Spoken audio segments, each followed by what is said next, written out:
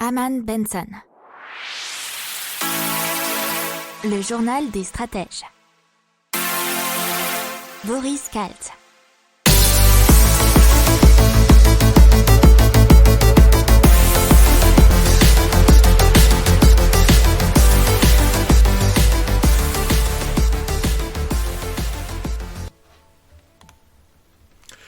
Bonjour à tous, nous sommes le vendredi 15 janvier 2021 et vous écoutez le journal des stratèges numéro 26.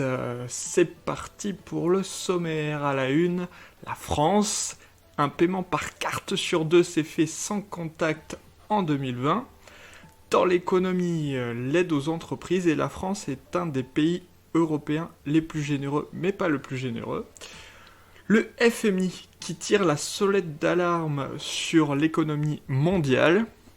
Dans les technologies agriculture qui propose aux agriculteurs de piloter les tracteurs à distance.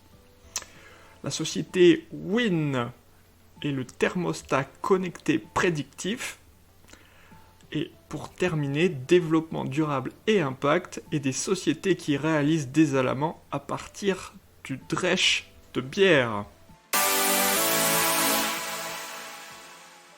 Allez, c'est parti, on commence tout de suite avec à la une.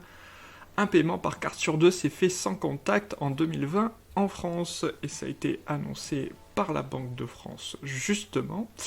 Et attention, il faut bien savoir que c'est une habitude qui s'est accélérée depuis le premier confinement, puisque ces habitudes préexistaient avant, mais il y a eu un certain accélérateur avec le premier confinement de mars à mai. Alors aujourd'hui, le groupement carte bancaire CB confirme cette tendance puisque 47% des paiements par carte chez les commerçants ont été réalisés sans contact, contre environ un tiers en 2019. Et en décembre, on était dans ces chiffres-là 52%. Alors, en volume, cela correspond à plus de 4 milliards de transactions cette année, contre 3,3 milliards en 2019. Et c'est un chiffre qui a été limité par le confinement de mars-mai, puisque c'était logique, puisque les gens ne sortaient plus, ne consommaient plus, ou que très peu. Selon la Banque de France et l'organisme CB, la généralisation des gestes barrières, la progression de l'équipement des commerçants et surtout le relèvement du plafond des achats à 50 € ont dopé l'usage du sans contact. 35% des paiements au-dessus de 30 € étaient réalisés en sans contact. 80% des transactions CB dans les commerces physiques sont inférieures à 50 € et 60% à 30 €. Allez, on continue avec l'économie et l'aide aux entreprises. La France est un des pays les plus généreux, mais pas le plus généreux. Et il y a eu une étude du Conseil national de la productivité qui met notamment en garde contre une fin prématurée du soutien à l'économie, puisque par exemple, l'Allemagne et les Pays-Bas ont été beaucoup plus généreux et ont permis, pour l'instant, à leurs économies de mieux résister. En fait, il n'y a pas de réelle différence entre les autres pays de la zone euro, puisque apparemment les plans d'urgence massifs pèsent de l'ordre de 6 à 10% de leur PIB.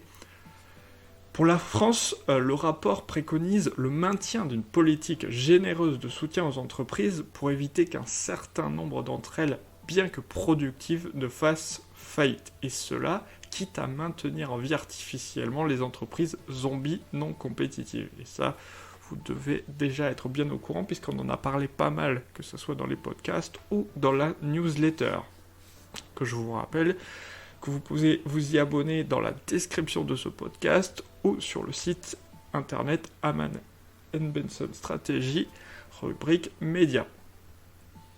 Le président du CNP rappelle que les faillites d'entreprises, en baisse d'environ 30%, grâce surtout aux prêts garantis par l'État, vont connaître un phénomène de rattrapage cette année et que la dette reste le premier prédicteur de la faillite des entreprises.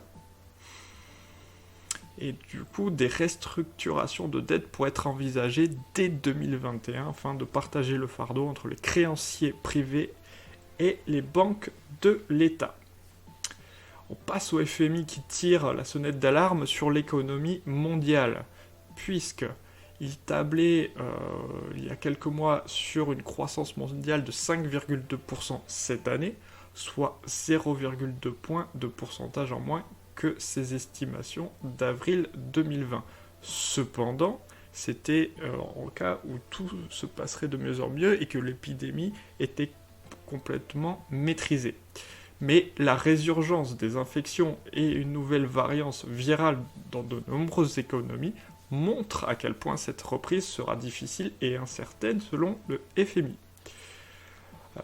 Et donc, je le rappelle, en octobre, le scénario de référence du fonds supposait que la pandémie était, je cite, globalement sous contrôle à l'échelle mondiale d'ici la fin de 2022. Allez, on continue et on passe aux technologies avec Agriculture qui propose aux agriculteurs de piloter les tracteurs à distance. Agriculture a débuté le développement d'un service sécurisé de téléopération de robots agricoles et de tracteurs en champ. Et cela pour pouvoir suivre et piloter depuis leur smartphone un tracteur qui est rendu autonome et de confier cette tâche à une équipe de téléopérateurs. Le tout à une distance allant jusqu'à 600 km. Alors, le coût de l'équipement est évalué à 7 500 € par machine et le prix du service n'est pas encore fixé, il serait aux alentours de 100 € par mois. La 3G serait suffisante pour utiliser ce service et tout a été fait pour qu'il y ait une solution multi-opérateur. Alors, le but est de rendre effectivement autonome le plus possible tous ces tracteurs pour faciliter la vie des agriculteurs. On passe à Win et son thermostat connecté prédictif, et donc ils ont été rachetés par la grande société Atlantic. Et qu'est-ce que ça permet de faire Win, W2EN. Il prédit la présence humaine dans un lieu. Et comment ? Puisqu'ils analysent le profil thermique d'une maison en fonction de ses caractéristiques et de la météo locale. Le thermostat thermique se connecte au smartphone des occupants pour réagir à leur déplacement et fournir des instructions précises au thermostat. Apparemment, cette solution permet des économies de plus de 20% sur la facture électrique. Ce sont des algorithmes d'apprentissage couplés à la géolocalisation qui ont permis donc un si bon fonctionnement.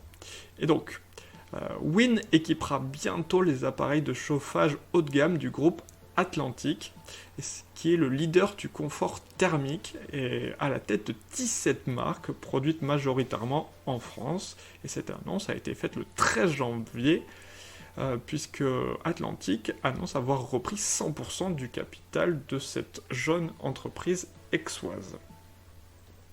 On continue et on termine avec un sujet un peu plus léger mais toujours intéressant dans le développement durable et l'impact, des sociétés qui réalisent des aliments à partir de drèches de bière. Alors, qu'est-ce que c'est la drèche de bière ? C'est brassé à base d'eau de malt et de houblon. Chaque brassin laisse derrière lui une grosse quantité de résidus de céréales. Et donc ces résidus, appelés drèches, sont maintenant séchés et peuvent être utilisés dans différentes productions. Alors, on en a répertorié quelques-unes, et notamment un champignon de Bruxelles, qui est produit dans les caves de Kuregame. Il cultive dans cet énorme sous-sol jusqu'à 3 tonnes de champignons par mois. On a aussi la société Happy Drèche, qui utilise les pépites de malt sucré pour le petit déjeuner ou comme base pour cuisiner des cookies ou en faire des falafels. Une société qui est en Île-de-France qui en fait des ramen. Une autre qui s'appelle Beer Food. Et cette petite entreprise bruxelloise a décidé de créer des crackers salés aux couleurs de la Belgique, pour l'apéro bien évidemment. Et Mightyvore qui a eu l'idée d'en faire des farines à la base desquelles tout est possible. Et pour terminer, Instead qui a eu l'idée de créer du mobilier à partir des drèches. Et c'est terminé pour le moment. Alors j'espère que vous avez passé une très bonne semaine et donc on se retrouve lundi. En attendant, vous pouvez nous suivre sur les réseaux sociaux, vous pouvez vous abonner à notre newsletter et je vous souhaite une excellente fin de journée, un très bon week-end et donc à lundi. Ciao.